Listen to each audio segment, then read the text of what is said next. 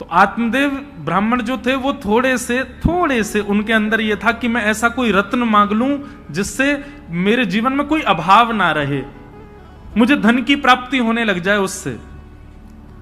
और आत्मदेव ब्राह्मण ने महादेव से कहा, बोले आपके पास जो सबसे बहुमूल्य रत्न हो वो मुझे दे दीजिए।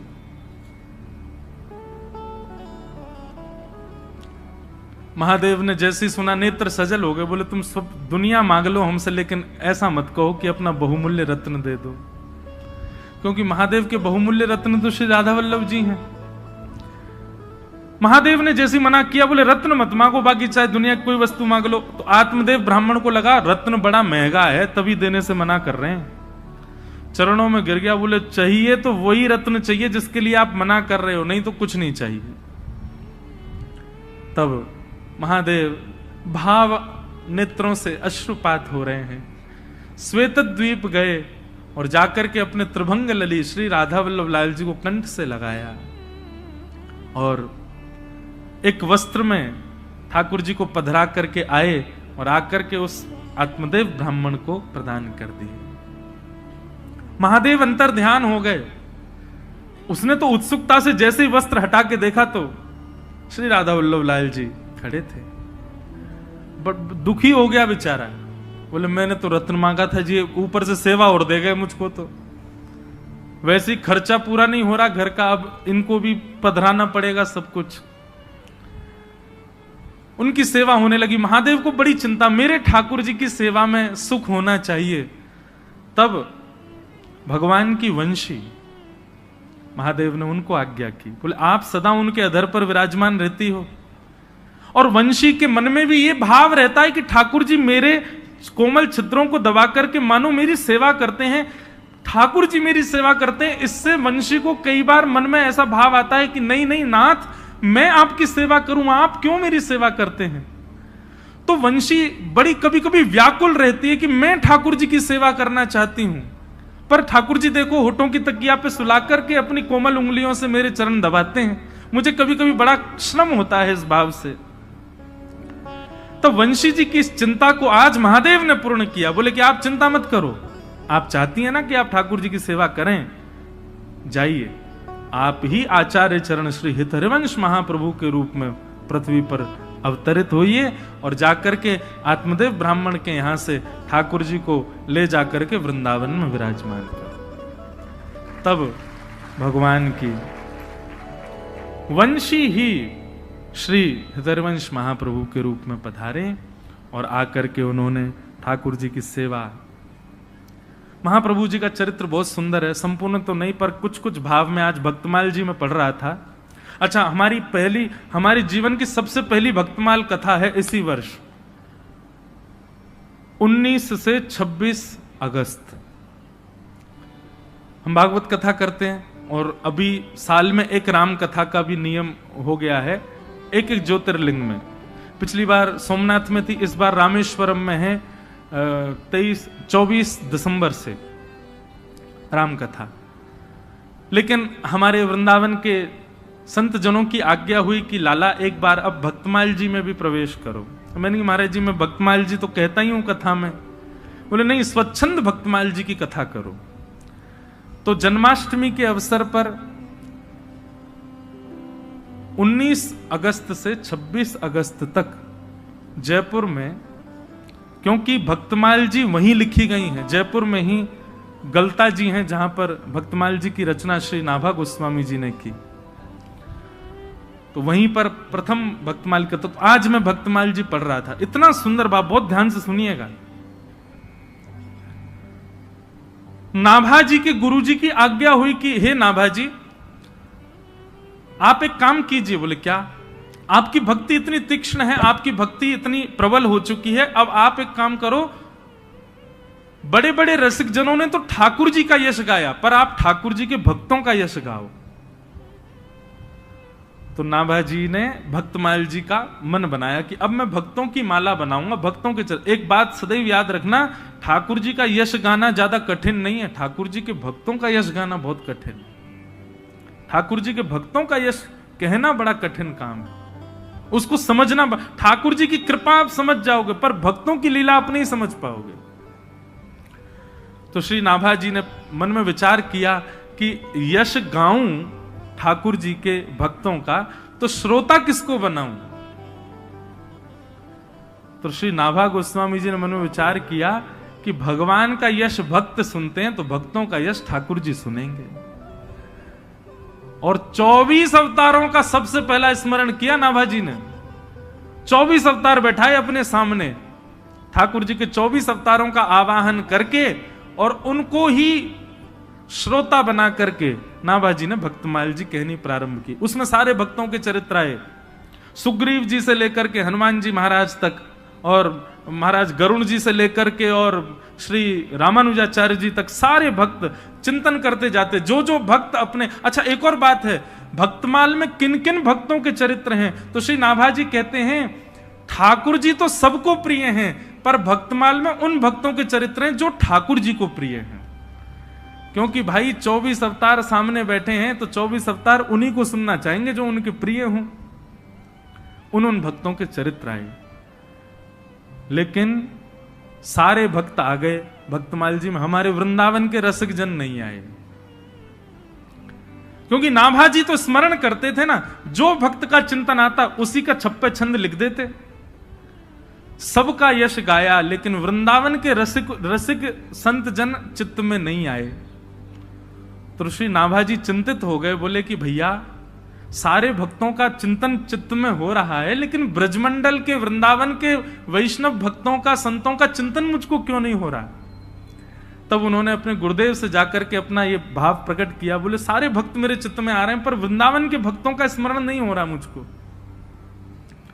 कितनी सुंदर बात। उनके गुरुदेव ने आज्ञा करते हुए कहे, बोले भैया ये जितने भी भक्तों का चरित्र तुम गा रहे हो, ये कोई ना कोई भक्त इन 24 अवतारों को, जिनको तुमने सामने बैठाया है, इन 24 अवतारों को कोई ना कोई भजता है। कोई हयग्रीव भगवान को भजता है, कोई नृसिंह भगवान को भजता है, कोई बराह भगवान को भजता है, कोई कृष्ण को भजता है, कोई राम जी को भजता है, पर वृंदावन के तो सब श्री किशोरी जी को भजते हैं। और जब तक किशोरी जी नहीं आएंगी तब तक ब्रज के रसिक नहीं आ सकते।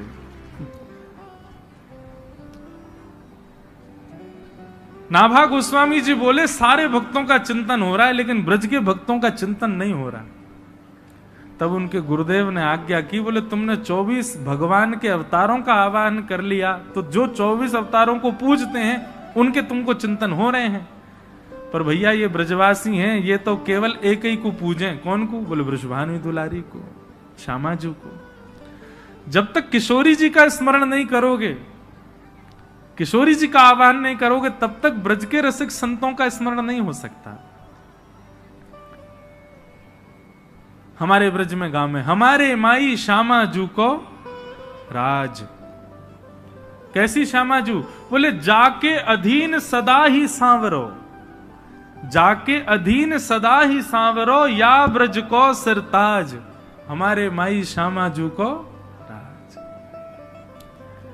आहा। तब नाभा जी ने श्री किशोरी जी का स्मरण किया, और किशोरी जी का स्मरण करते ही सबसे पहले उनके चित्त में जो स्मृति आई वो थी श्री हित हरिवंश महाप्रभु। उन्हीं का ही चिंतन आया, जिनका आज उत्सव है।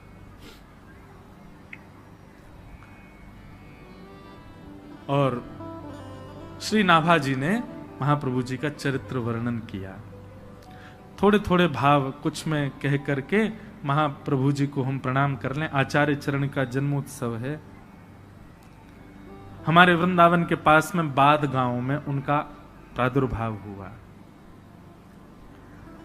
बंधुओं, जन्म से ही बालक, एक बात बहुत ध्यान से सुनो, सब लोग इधर देखो, बहुत सावधानी से सुनिएगा। जन्म से ही बालक के लक्षण दिखने लग जाते हैं, कैसे होंगे। लेकिन एक बात मैं आपको स्पष्ट रूप से कह दूं, हर व्यक्ति को संसार में इसलिए भेजा गया है ताकि वो ठाकुर जी को प्राप्त कर सके। मुझे और आपको इस संसार में इसी भाव से ही भेजा गया कि हम अपने कर्मों से, हम अपने कर्तव्यों से, अपने व्यवहार, स्वभाव आदि, हम सबको अधिकार है ठाकुर जी से मिलने का। पर धीरे धीरे धीरे धीरे हम संसार की माया में इतने फंस जाते हैं कि अपना मुख्य उद्देश्य भूल जाते हैं। सब पा लेते हैं, लेकिन जिनको पाने के लिए आए थे वही नहीं पा पाते। इसका प्रत्यक्ष प्रमाण है, आप छोटे से बालक को देखो। आप छोटे से बालक के सामने डीजे बजा दो बहुत जोर से, क्या होगा? रो जाएगा, उसके अंदर से रुदन शुरू हो जाएगा। आज की 20, 22, 23, 25 साल की उम्र के बालक जिन जिन गानों पर नृत्य करते हैं, जिन जिन गानों पर नाचते हैं, ऐसे गाने आप 1 वर्ष तक के बालक के सामने खूब तेज आवाज में बजा दो, क्या होगा? वो भयभीत हो जाएगा, डर के मारे रोने लग जाएगा।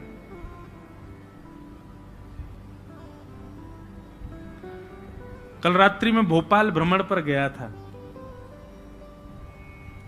हमारे मुदगल जी लेकर के गए। ये बोले मुझे आपकी एक जगह कथा करानी। मैंने कहा कराओगे? तो जो नया रेलवे स्टेशन है वहां हम रात को गए, करीब 10:30, 11 बजे।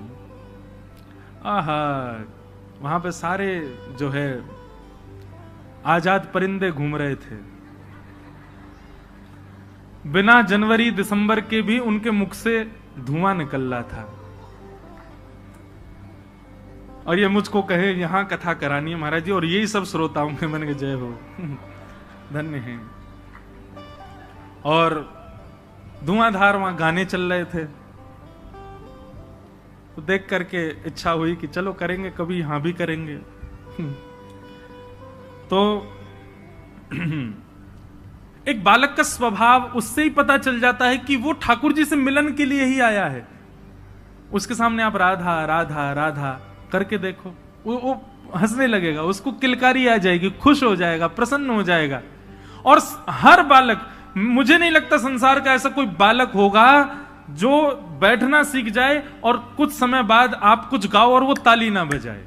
उसके हाथ निश्चित करताल बजाते हैं। उसका भगवत कीर्तन सुन के प्रसन्न होना और ये करताल बजाना इस बात को प्रमाणित करता है कि वो कहीं ना कहीं ठाकुर जी से संबंध है। पर धीरे धीरे धीरे धीरे फिर संसार के व्यसन भोगों में हम उसको लगाते, और बड़े होकर के उसको कथा में बैठने में भी शर्म आने लग जाती है, उसको तिलक लगाने में भी लज्जा होने लगती है, ताल बजाने में भी उसको बहुत लज्जा का अनुभव होता है। तो ये बात प्रमाणित है, एक बालक के रूप को देख करके लगता है कि हम सबको अधिकार दिया ठाकुर जी ने कि हम उनको प्राप्त कर सकें, पर माया के कारण हम नहीं कर पाते। हरिवंश महाप्रभु जी के, श्री हरिवंश महाप्रभु जी के चरित्र में आता है कि जब वो छोटे से थे तो कोई राधा बोल देता था ना, उनकी निद्रा खुल जाती थी, और निद्रा खुलते पालने में ही जोर जोर से किलकारियां भरते, ऐसे श्री महाप्रभु जी। और 6 महीने की अवस्था में, सब लोग इधर देखो, यहां देखो, कथा सुनो। 6 महीने की अवस्था में महाप्रभु जी ने पलना में पौधे पौधे, जैसे बालक कुल बुलाता है ना, कुल बुलाने का मतलब समझते हैं? नन्हा सा बालक कुल बुलाता है, उसके मुख से स्वर निकलते हैं, आ, वो बड़े प्यारे होते हैं वो शब्द। ऐसे ही महाप्रभु जी 6 महीने की अवस्था में अपने पलना में पौधे पौधे कुल बुला रहे थे। और जब वो कुल बुला रहे थे तो उनके स्वर साधारण नहीं थे। उनके महाप्रभु, हितरवंश महाप्रभु जी के ताऊ जी श्री नरसिंह आश्रय जी महाराज, नरसिंह आश्रम जी महाराज, उन्होंने जब ये स्वर सुना तो वो बोले कि ये बालक के सामान्य शब्द नहीं है। और उन्होंने ध्यान से जब शब्द सुने तो कलम लेकर के उसको लिखना प्रारंभ किया, जो स्वर बालक के 6 महीने की अवस्था में प्रकट हो रहे थे। और जब लिखते गए लिखते गए लिखते गए, अंत तो गत्वा देखा तो श्री राधा रस सुधा निधि ग्रंथ तैयार हुआ, महाप्रभु जी के 6 महीने की अवस्था के स्वर से। उसी समय वो समझ गए ये बालक सामान्य नहीं है, साधारण नहीं है। हमें लगता आज का बालक भी कुछ ऐसा ही ग्रंथ का अवलोकन बोलता होगा, लेकिन माता पिता ओ ले ले ले करके उसको शांति कर देते हैं। और उसको, क्योंकि ये बात सामान्य नहीं है। वो बालक मदालसा कहते हैं, शुद्धोषि मुक्तोषि निरंजनोषि संसार मायाम परिवर्जितोषि संसार मायाम परित्यज्य निद्राम मदालसा वाक्य उवाच वालम। वो बालक परम शुद्ध है, वो ठाकुर जी के समीप होके आया है अभी अभी आपके घर पर। वो ठाकुर जी के मूल रूप को जानता है, ठाकुर जी का चिंतन उसको पता है। उस समय अगर वो कोई स्वर प्रकट कर रहा है तो निश्चित है उसमें कोई वेदवाणी निश्चित होगी, पर हम लोग इतने ज्ञानी नहीं, इतने ज्ञाता नहीं, इसलिए हमको पता नहीं चल पाता। तो 6 महीने की अवस्था में जो स्वर प्रकट हुए, उन्हीं से ही राधा सुधा निधि, जो कि हमारे वृंदावन के राधा वल्लभियों का प्राण धन है, वो प्रकट हो गया। धीरे धीरे महाप्रभु जी बड़े हुए और आप श्री के पूज्य पिताजी महाराज श्री व्यास मिश्र जी, उनके यहां ठाकुर जी की सेवा थी। वो ठाकुर जी की सेवा करते थे और आपके घर के ठाकुर जी का नाम श्री राधाकांत जी था। ठाकुर जी की सेवा पिताजी करते थे और नन्हे से श्री हितरवंश महाप्रभु वो बाहर आंगन में बालकों के साथ खेलते थे, कभी बगीचे में खेलते थे। लेकिन खेल कैसा था उनका, वो हमारे आपके जैसा खेल नहीं खेलते थे। तो वृक्षों से सुंदर पुष्प इकट्ठे करते, वृक्षों से सुंदर पत्र इकट्ठे करके उनकी सुंदर माला बनाते, उनके सुंदर सूत में बांध करके कुछ तैयार करते और फिर क्या करते, गांव में जाकर के एक गौर वर्ण के बालक को लेकर के आते, एक श्याम वर्ण के बालक को लेकर के आते और श्याम वर्ण के बालक को तो श्याम सुंदर बना देते और गौर वर्णा बालक को किशोरी जी के रूप में तैयार कर, ये उनका खेल था। और फिर दोनों को तैयार करके और फिर दोनों को निहारते, नन्हे सी अवस्था में, 6-7 वर्ष की अवस्था में।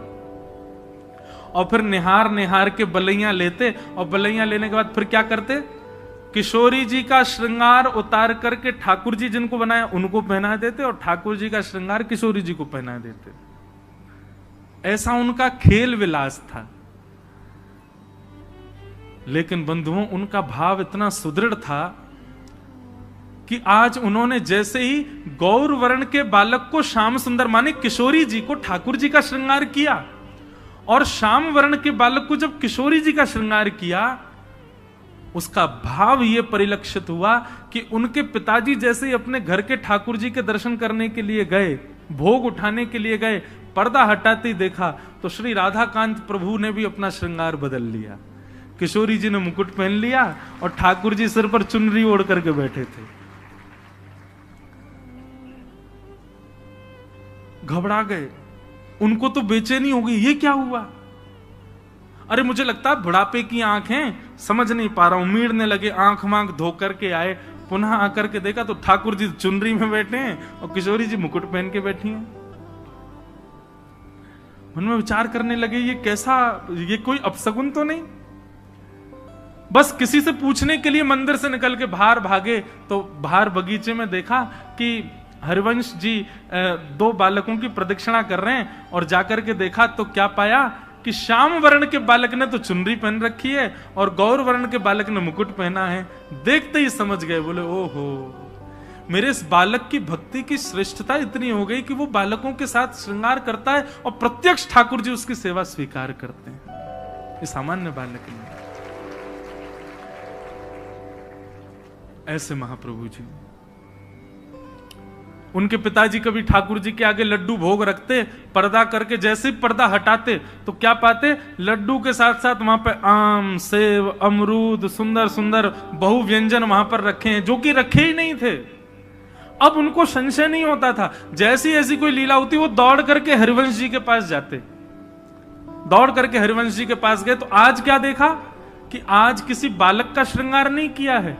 2 युगल वृक्ष एक साथ खड़े थे, एक वृक्ष को श्री जी का श्रृंगार किया, दूसरे वृक्ष को श्याम सुंदर का श्रृंगार किया और वन में श्रृंगार किया वृक्षों का तो फल का ही भोग लगाया।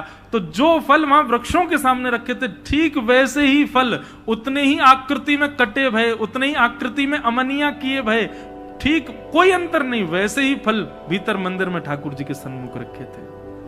ऐसे महाप्रभु जी बाल्यकाल से ही उनके सेवा का सुख बढ़ने लगा और चंद अवस्था में ही, कुछ बाल अवस्था ही थी, उसी समय एक दिन श्री राधा श्री राधा श्री राधा कहते कहते नृत्य कर रहे थे और उनका वो भाव रूप देख करके हमारी वृषभानु नंदिनी जी, हमारी किशोरी जी स्वयं को रोक ना पाई और प्रकट हो गई सामने। और प्रकट होकर के श्री हित हरिवंश महाप्रभु को बाल अवस्था में किशोरी जी ने गुरु दीक्षा दी। उनकी गुरु कौन है? श्री किशोरी जी। किशोरी जी ने गुरु दीक्षा देकर के सेवा भाव समझाया, सेवा प्रणाली समझाई, आदि आदि सब भाव उनको समझाए। और एक अवस्था होने पर महाप्रभु जी अपने गांव से भ्रमण करते करते करते करते चिदयावल पहुंचे। वहां पर वही आत्मदेव ब्राह्मण जिसने महादेव से रत्न के रूप में राधा वल्लभ जी मांगे, वो आत्मदेव के यहां जाकर के दर्शन किया श्री राधा वल्लभ जी का। और राधा वल्लभ जी का दर्शन करके इतने भाव निमग्न हो गए, इतने में ही ठाकुर जी ने आत्मदेव को स्वप्न दे दिया और आत्मदेव जी से कहा, सुनो आपकी सेवा पूर्ण हो गई, हम आपसे संतुष्ट हो गए, अब एक काम कीजिए। बोले क्या? मंदिर परिसर में एक वैष्णव दर्शन कर रहे हैं हमारा हितरवंश महाप्रभु, इनसे जाकर के कहिए कि आपकी 2 पुत्रियां हैं, दोनों पुत्रियों से उनका विवाह होगा। इधर देखो भैया, यहां देखो, वो हेलीकॉप्टर मत देखो, और ये अगर चले तो कीर्तन में चले तो ज्यादा अच्छा, नहीं तो सबकी नजर इस पे ही जाए। सब लोग सावधानी से सुनो। हम क्या बता रहे थे भूल गए, कहां था मैं? हाँ, तो आत्मदेव जी को राधा वल्लभ जी ने कहा कि आप, क्योंकि हरिवंश महाप्रभु तो विरक्त होके चले गए थे वन में, अब ब्याह नहीं करना उनको, वो तो सन्यास आदि का भाव उनके अंदर आ गया था। बोले बस वन में जाएंगे, राधा राधा रटेंगे।